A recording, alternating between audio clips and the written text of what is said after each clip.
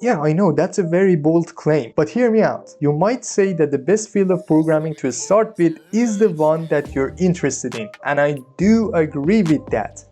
But if you're not sure what field of programming to choose from, I think web development is going to be the best starting point for you. But why do I say that? Well, when I started learning programming, I personally started with Python, and it was enjoyable, not gonna lie.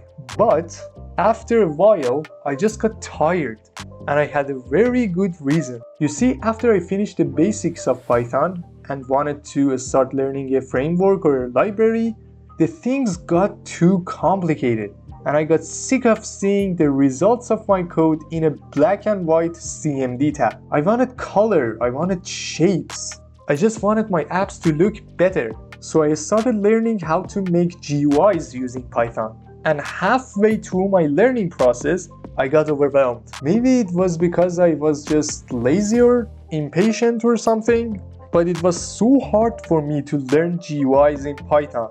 So I quit for a while, and then I decided to start all over again with web development. I honestly don't remember how I got into web development, but I did. And I got hooked because the moment I started learning, I saw beautiful things on my screen. I would write words and the colors would show up. It was simply interesting.